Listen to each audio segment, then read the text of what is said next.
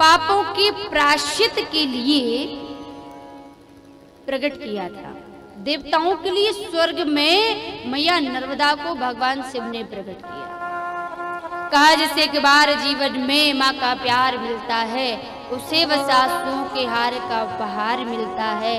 ना पूछो दिल की बेकली से हाल मत पूछो, ना तन से प्राण जाते हैं, ना प्राणाधार्य मिलता है, ना कोई वैद्य मिलता है, ना कोई उपचार मिलता है। दूर रहने पर भी ना जाने क्या क्या बात होती है। जब उस हृदय के तार से जब इस हृदय का तार मिलता है, तो उसी मानस में आप जैसा सावला सरकार मिलता है। भगवान सदाशिव आज बड़ी प्रसन्न है, बड़ी प्रसन्न है। और मैया नर्मदा की उत्तरोत्तर वृद्धि को देख करके आनंद की सीमा नहीं रही, पारावार नहीं रहा, बड़े प्रसन्नचित्त हो रहे हैं। क्योंकि मां नर्मदा को शिव किंकरी कहा जाता है, शिव तनया कहा जाता है। तो भगवान सदाशिव प्रसन्न क्यों ना हो, होना ही चाहिए। आज भगवान शिव ने कहा कि गंगा, तुम कहती हो ना कि लोग आकर के पापी अधर्मी जन तुम में डुबकियां लगाते हैं और सारे पाप तुम्हारे में छोड़ जाते हैं और उस पाप से तुम बड़ी दुखी हो। हाँ, दुखी तो हो, तो एक कार्य करो, सभी के पापों को हरण करने वाले देवता भी जिस मां की ग्रहण करते हैं शरण, उसी मां नर्मदा की शरण को ग्रहण करिए। और रोज तुम स्नान करने के लिए मां नर्मदा के पास आ जाया करो, माता नर्मदा के स्नान को करो। गंगा जी ने कहा भगवान सदाशिव से कि प्रभु, रोज रोज तो समय नहीं है हमारे पास, क्योंकि बहुत अधर्मी पापी जन और हमारे भक्त भी हमारा दर्शन करने आते हैं। तो भक्तों के हित के लिए ही मैं गंगा बनी हूँ, आपने मुझे माता बनाया है। तो उन बालकों को मैं कैसे पापों में विलीन होते हुए देखूं? तो रोज तो समय नहीं है, लेकिन मैं जरूर ही माता नर्मदा का स्नान करने आऊंगी। तो भगवान सदाशिव ने कहा कि गंगा, आज तुम मेरे सामने खड़ी हो और आज की तिथि वैशाख शुक्ल पक्ष की सप्तमी है। तो हर साल की वैशाख शुक्ल पक्ष की जो सप्तमी तिथि है, उसमें आकर के माता नर्मदा का स्नान करोगी और सभी पापों को माता नर्मदा स्वयं विनष्ट कर देंगी। तभी से मैया गंगा एक वर्ष में माता नर्मदा का स्नान करने वैशाख शुक्ल पक्ष की सप्तमी के दिन आकर के स्नान गंगा मैया नर्मदा माता का करती है। ऐसी हमारी माता नर्मदा है। गंगा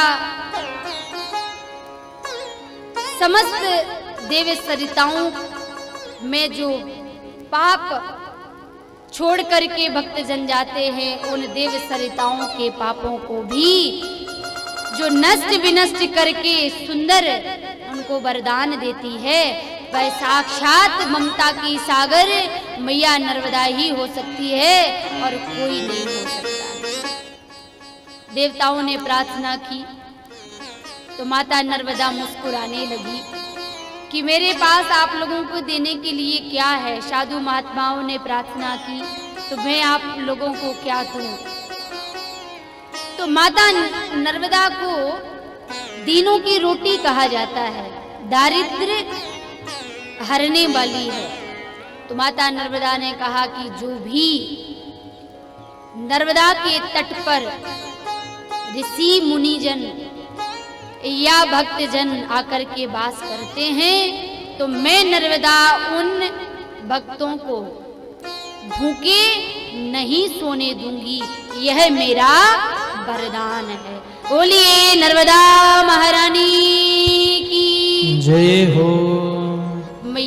नर्मदा की यह महिमा है कि कोई धोखे से भी, जिसका कोई नहीं है जिसने परिवार ने जिसको त्याग दिया हो, जिसने घर छोड़ दिया हो, कोई नहीं है जिसका संसार में जगत में वह आकर के माता नर्मदा की शरण ग्रहण कर ले तो माता नर्मदा उसका भरण पोषण करती है और दरिद्रता को नष्ट करती है।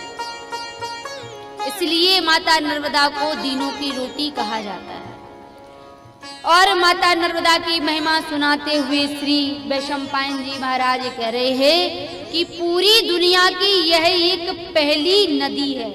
पूरी दुनिया की 84 नदियां हैं, उन 84 नदियों में पूरी दुनिया की एक ऐसी पहली सरिता नर्मदा है जहां सभी सरिताएं तप करने के लिए आती हैं तट पर। सारी नदियां माता नर्मदा के तट पर आराधना करने आती हैं, तप करने आती हैं। और तो और बात बताऊं, 60 करोड़ 60 हजार तीर्थ जिसके किनारे पर वास करते हैं, बसे हुए हैं। कितने? 60 करोड़ 60 हजार। कल आपको बताऊंगी आगे कि कैसे कौन कौन से ऐसे तीर्थ हैं जो माता नर्मदा के आश्रय में आश्रित पाते हैं।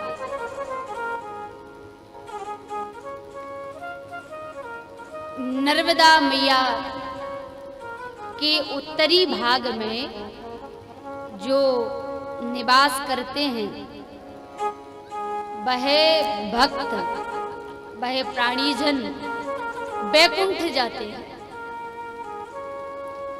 और जो माता नर्मदा की दक्षिणी भाग में वास करते हैं वह पितृलोक जाते हैं, यानी उनकी अधोगति नहीं होती है, वह देव बन जाते हैं।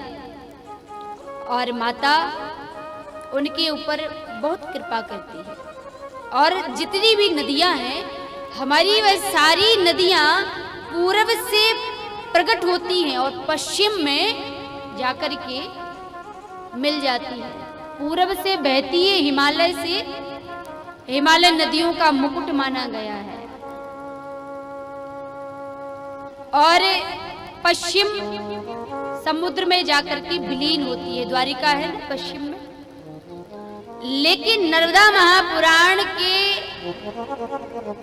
अवंतिका खंड में लिखा है कि यह एक ऐसी नदी है जो पश्चिम से प्रारंभ होती है, पश्चिम से बहती है और पूरब की ओर जाती है।